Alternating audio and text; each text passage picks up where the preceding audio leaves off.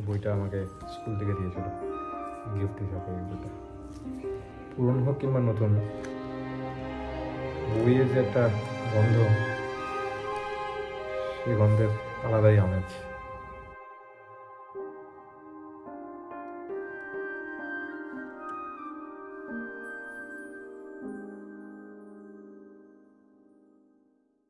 সাহিত্য মানুষের চিত্তকে দুর্বল করিবে না, বরং তাহার অন্তরকে আরো মুক্ত ও উদার করিবে। পরাজয়ের মধ্যে এবং মানুষের মধ্যে এক অপরাজয় শক্তির ইঙ্গিত করিবে, ইহাই সাহিত্যের নীতি। মতিলাল মজুমদার, এটা হচ্ছে মতিলাল মজুমদারের কথা। সাহিত্য মানুষের চিত্তকে দুর্বল করিবে না, বরং তাহার অন্তরকে আরো মুক্ত ও উদার করিবে। কত সুন্দর কথা।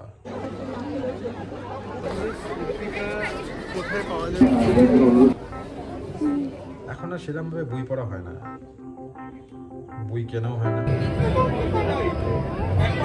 অ্যাকচুয়ালি মা সাহিত্য পাঠ করে, তো সেই কারণের জন্য মায়ের কাছে অনেক বই আসে, মা অনেক বই পান বা অনেক বই কেনে।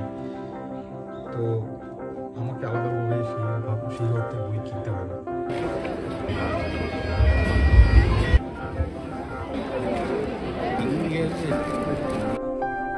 প্রশ্ন হলো যে মানুষ কি বই পড়ছে, মানুষ কি এখনো বই কিনে বই পড়ে, নাকি বই পড়ার যে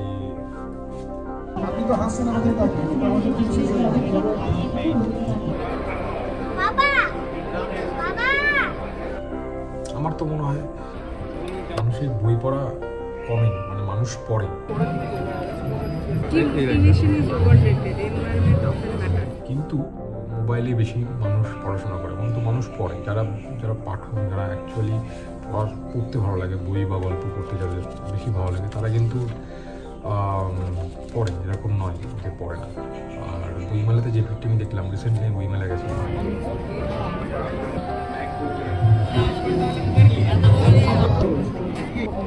পাঠকের ভিড়, সেখানে তারা পড়ছে, দেখছে কোন বইটা ভালো, কোন বইটা খারাপ।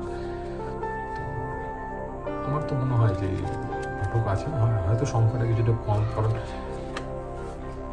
বইয়ের দাম বেড়েছে, কাগজের দাম বেড়েছে, প্রিন্টিংয়ের দাম বেড়েছে, সমস্ত কিছুর দাম বেড়েছে। তো সেই অর্থে দেখতে গেলে মানুষ ভাবছে যে আমি এত দাম দিয়ে একটা বই আমি কেন কিনবো, যেখানে আমার সাবস্ক্রিপশন বেসড মডেল চলে এসেছে, যেখানে আমি মাসে খুব অল্প সংখ্যক একটা পয়সা দিয়ে অনেকগুলো লেখকের লেখা পড়তে পারছি।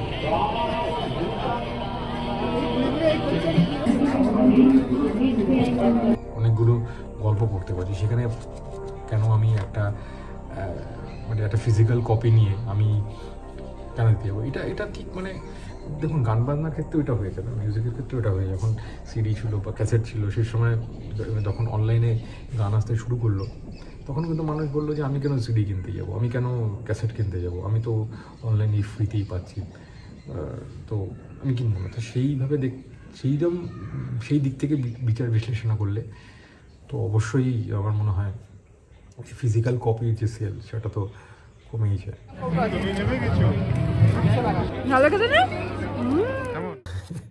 আমি একটা যখন গল্প পড়ছি, তখন আমার একটা ইমাজিনেশন তৈরি হচ্ছে। আমি যখন একটা বই পড়ছি, তখন আমার পুরনো কত স্মৃতি মাথার মধ্যে আসছে। জাস্ট মাত্র দুটো লাইন পড়লাম, তাতে আমার মাথার মধ্যে কত রকমের স্মৃতি মাথার মধ্যে আসলো। এটা একটা মানে পুরনো বই, মানে যে স্মৃতি রোমন্থন।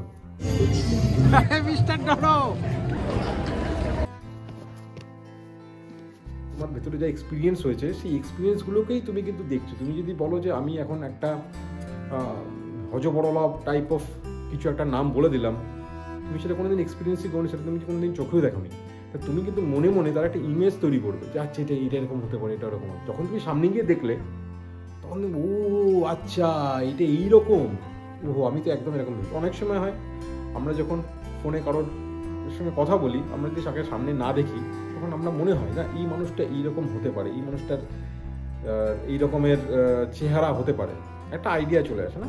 সেই রকমই মানে বই পড়লেও সেম হয়। তুমি যদি কোনো কিছু এক্সপিরিয়েন্স না করে থাকো, তাহলে অটোমেটিক্যালি একটা আলাদা ধরনের ইমেজ তৈরি হয়, যেটা আমার মনে হয় মানে এই ইমেজ বা এই ফিলিংসটা কিন্তু কোনো কিছুই আনতে পারবে না। মানে বই ছাড়া এই ধরনের জিনিস তুমি পাবে না, এবং এটা উইদাউট এনি এফর্ট, তাই না? তুমি জাস্ট দুটো লাইন পড়ছো, অটোমেটিক্যালি তোমার ব্রেন সমস্ত কিছু প্রসেস করছে, প্রসেস করে তোমাকে একটা ইমেজ তোমার মাথার মধ্যে তৈরি করছে।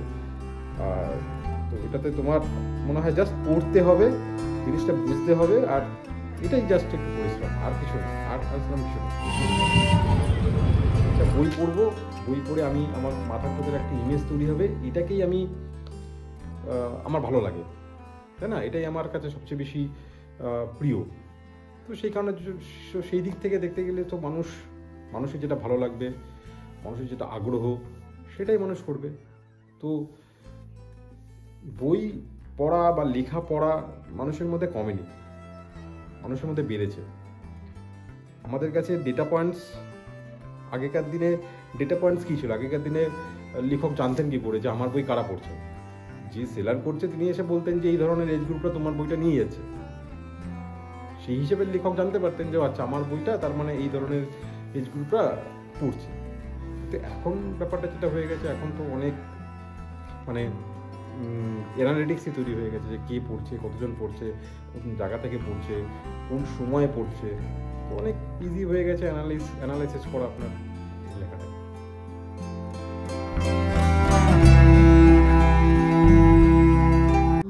আমার মনে হয় না সেই ব্যাপারটার ভেতরে কিন্তু ইয়ে হয়েছে, ঠিক আছে?